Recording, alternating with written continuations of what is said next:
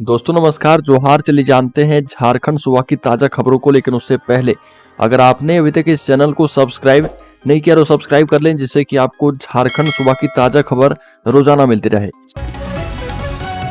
सबसे पहली खबर, रांची में भारत जोड़ो न्याय यात्रा को लेकर बैठक की गई है। भारत जोड़ो न्याय यात्रा को लेकर रांची महानगर कांग्रेस कमेटी की बैठक हुई है और बिहार क्लब में आयोजित रांची महानगर कांग्रेस कमेटी के अध्यक्ष कुमार राजा की अध्यक्षता में हुई बैठक में भारत जोड़ो न्याय यात्रा को कैसे सफल बनाया जाए, इस पर चर्चा की गई। इस बैठक में रांची महानगर कांग्रेस के अध्यक्ष कुमार राजा, पूर्व केंद्रीय मंत्री सुबोधकांत सहाय सहित कांग्रेस के कार्यकर्ता शामिल हुए। बैठक के बाद कुमार राजा ने कहा कि यह न्याय यात्रा जो है मणिपुर से आखिर क्यों शुरुआत की गई, इसको आप समझ सकते हैं। राहुल गांधी मणिपुर की जनता से ज्यादा लगाव रखते हैं।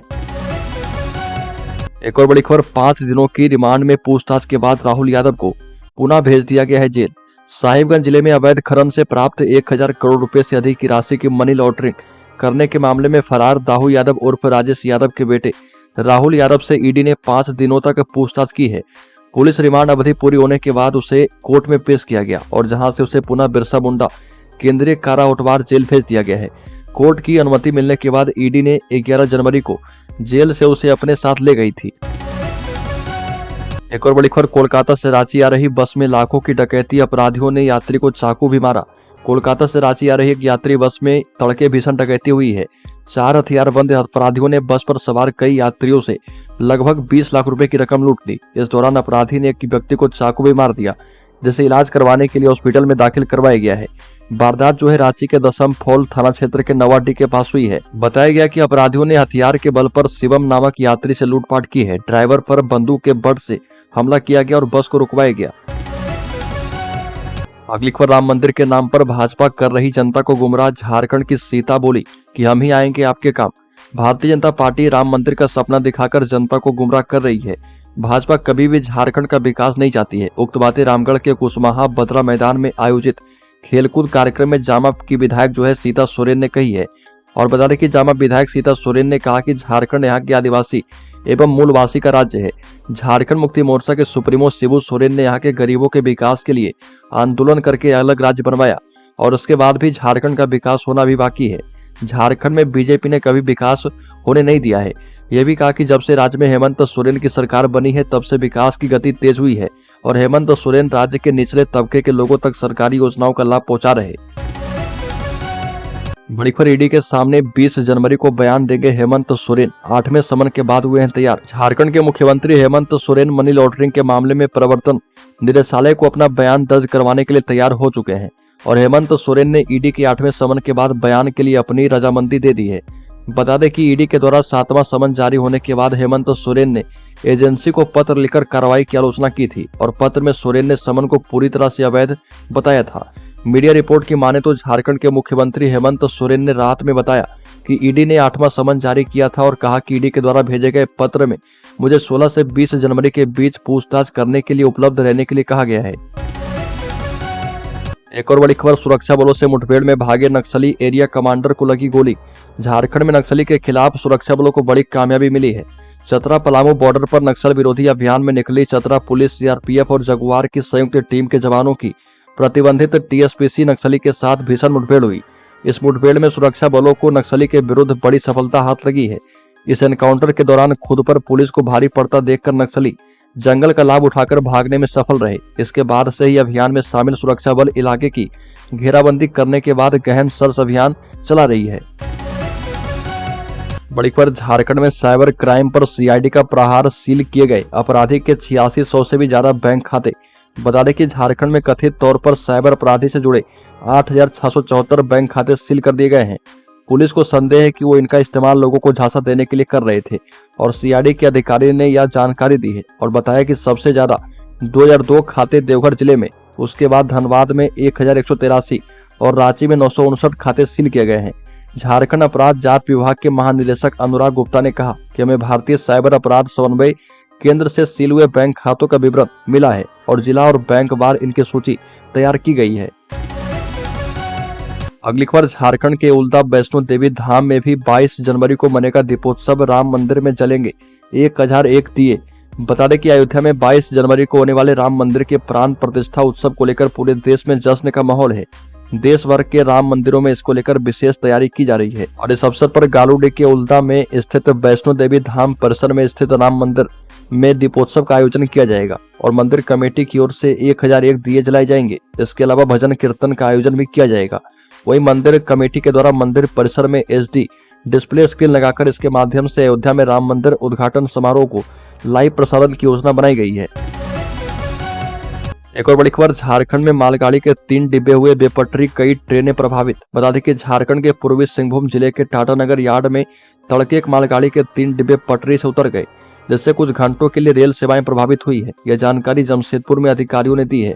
अधिकारियों ने बताया कि यह घटना तड़के 3:17 में हुई है, जिससे दक्षिण पूर्व रेलवे के चक्रधरपुर मंडल में टाटा चक्रधरपुर खंड की अप और डाउन दोनों पटरियों पर ट्रेनों की आवाजाही अवरुद्ध हो गई है। और क्षेत्रीय रेल प्रबंधक अभिषेक सिंघल ने कहा कि घटना में कोई हताहत नहीं हुआ है।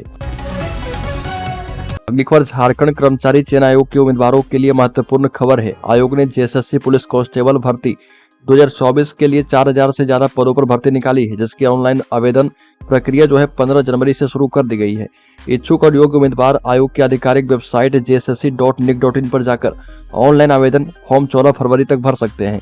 अधिसूचना के मुताबिक इस भर्ती अभियान के लिए आवेदन करने वाले अभ्यर्थी की कम से कम उम्र 18 साल से कम और 25 साल से ज्यादा नहीं होनी चाहिए। और भर्ती अभियान के लिए आवेदन करने वाले आरक्षित श्रेणी के उम्मीदवारों को अधिकतम उम्र सीमा में छूट दी जाएगी। एक बार हेमंत सोरेन सरकार ने ट्रांसजेंडरों की ली है शोध, बेहतरी करने के लिए बनेगा बोर्ड, जिला स्तर पर गठित होगी कमेटी। राज्य की हेमंत सोरेन सरकार ने ट्रांसजेंडरों की शोध ली है और झारखंड में ट्रांसजेंडरों के उत्थान के लिए बोर्ड का गठन किया जाएगा। इसके साथ ही हर जिले में उपायुक्त की अध्यक्षता में कमेटी का गठन किया जाएगा। वर्तमान में ट्रांसजेंडर को OBC 2 का दर्जा दिया गया है और विभाग इसके उत्थान के लिए एक समेकित योजना तैयार कर रहा। ये जानकारी महिला बाल विकास एवं सामाजिक सुरक्षा विभाग के सचिव कृपानंद झा ने सूचना एवं जनसंपर्क निदेशालय के कॉन्फ्रेंस हॉल में पत्रकार को दी है। बड़ी खबर, मुख्यमंत्री हेमंत सोरेन ने ED को उनसे पूछताछ करने की इजाजत दे दी है और मुख्यमंत्री हेमंत सोरेन ने ED को सूचित किया है कि 20 जनवरी को मुख्यमंत्री आवास जाकर उनसे पूछताछ कर सकते हैं। इसे लेकर पूर्व मुख्यमंत्री और भाजपा के प्रदेश अध्यक्ष बाबूलाल मरांडी ने तंज कसा है। और बाबूलाल मरांडी ने अपने एक साक्षात्कार में कहा कि हेमंत सोरेन की अकड़ कम होती नजर आ रही है। शायद उन्हें किसी ने समझाया होगा कि वह गलत रास्ते पर चल रहे हैं, इसलिए आखिरकार उन्होंने ED को पूछताछ करने के लिए अपने घर बुला लिया है। भाजपा के अध्यक्ष ने आगे कहा कि देश का कानून सबके लिए बराबर है, चाहे वो गरीब हो या फिर अमीर हो। ED कानून के तहत ही पूछताछ करती है। जांच एजेंसी को कहीं गड़बड़ी दिखती है तो वो पूछताछ करती है। एक और बड़ी खबर, झारखंड में 19 जनवरी तक कोहरे धुंध का अलर्ट। बता दें कि झारखंड के कई जिले कोहरे और शीतलहर की चपेट में हैं। मौसम विभाग ने कई जिलों में कोहरे और धुंध को लेकर अलर्ट जारी किया है। वहीं बता दें कि कल से कुछ जगहों पर बारिश का भी अलर्ट है। इसके बाद ठंड और बढ़ेगी। मौसम विभाग की माने तो 19 जनवरी तक ठंड ऐसी ही रहने वाली है। 16 जनवरी को लेकर येलो अलर्ट जारी किया गया था और मौसम विभाग ने चेतावनी देते हुए कहा कि राज्य के उत्तरी भाग में कोहरा और धुंध अभी जारी रहेगा। अगली खबर, झारखंड के युवाओं को ISIS से जोड़ने की फिराक में था फैजान। झारखंड के लोहरदगा का रहने वाला फैजान अंसारी उर्फ फैज ISIS से युवाओं को जोड़ने की कोशिश कर रहा था। उसने टेलीग्राम एवं इंस्टाग्राम पर आतंकी संगठन का साइबर समूह बनाकर रखा था। युवाओं को प्रभावित करने के लिए वह वॉइस ऑफ हिंद और वॉइस ऑफ खुरासान सहित आतंकवाद से जुड़ी चीजों को इस सोशल मीडिया ग्रुप के जरिए संचालित किया करता था। राष्ट्रीय जांच एजेंसी NIA ने अपनी चार्जशीट में इस बातों का खुलासा किया है। NIA ने फैजान अंसारी के खिलाफ रांची की NIA की विशेष कोर्ट में चार्जशीट दाखिल कर दी है। लोहरदगा के फैजान को 20 जुलाई 2023 को गिरफ्तार किया गया था। उसका साथी मध्य प्रदेश से गिरफ्तार हुआ है। बड़ी खबर, पलामू में शराब खरीदने वाले से ज्यादा हो रहा वसूली। पलामू में उत्पाद विभाग की मिलीभगत से शराब के धंधे में गोरख धंधा चल रहा। ग्राहकों से शराब के दाम से ज्यादा वसूली के बाद शराब बेचने वाली कंपनी ने अब सरकार को 1 महीने में 2 करोड़ रुपए का सूना लगा दिया है। टारगेट को पूरा नहीं करने के बाद जुर्माना से बचने के लिए कंपनी ने शराब के फर्जी सेल का खेल सरकार के साथ खेला है। कागज पर शराब बिक्री का टारगेट पूरा दिखा दिया, लेकिन सरकारी खजाने में राशि जमा नहीं की। पलामू में कई ऐसी कंपनियां हैं जो कि ऐसा कर रही है।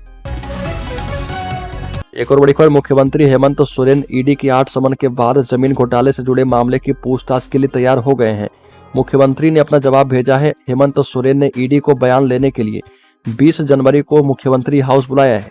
ईडी ने 8वें समन में मुख्यमंत्री को 16 से 20 जनवरी तक अपने ऑफिस आने या फिर खुद मुख्यमंत्री हाउस आने की बात कही थी। समय से पहले 15 जनवरी की दोपहर हेमंत सोरेन का जवाबी लेटर लेकर के मुख्यमंत्री सचिवालय से एक कर्मचारी ईडी दफ्तर पहुंचा था। हालांकि हेमंत सोरेन खुद दी गई समय अवधि के दौरान उपस्थित होंगे या नहीं, इसको लेकर अब भी संशय बरकरार है। अगली खबर, कांग्रेस के राष्ट्रीय प्रवक्ता ज्योतिष सिंह ने कहा कि पार्टी के पूर्व अध्यक्ष राहुल गांधी फरवरी के पहले सप्ताह में झारखंड आएंगे। पश्चिम बंगाल से संताल परगना के रास्ते धनबाद पहुंचेंगे और धनबाद में पदयात्रा, रोड शो के साथ साथ एक आम सभा को भी संबोधित करेंगे। यहां पर रात्रि विश्राम भी किया जाएगा। और श्री सिंह ने कहा कि राहुल गांधी की भारत जोड़ो न्याय यात्रा जो है मुर्शिदाबाद से पाकुड़ आएगी, वहां से दुमका, देवघर, जामताड़ा होते हुए धनबाद पहुंचेगी। धनबाद पहुंचने की तिथि तय नहीं है, लेकिन यहां 2-4 फरवरी के बीच होने की संभावना है और इसके लिए यात्रा को लेकर काम कर रही लॉजिस्टिक टीम झारखंड पहुंच चुकी है। बड़ी खबर, आदिवासी वोटरों को लुभाने के लिए बीजेपी ने बनाई जबरदस्त रणनीति। रांची में होने जा रहा बड़ा सम्मेलन। रांची में 11 फरवरी को भारतीय जनता पार्टी की ओर से देश भर के जनजातीय समाज के लोगों का सम्मेलन प्रस्तावित है।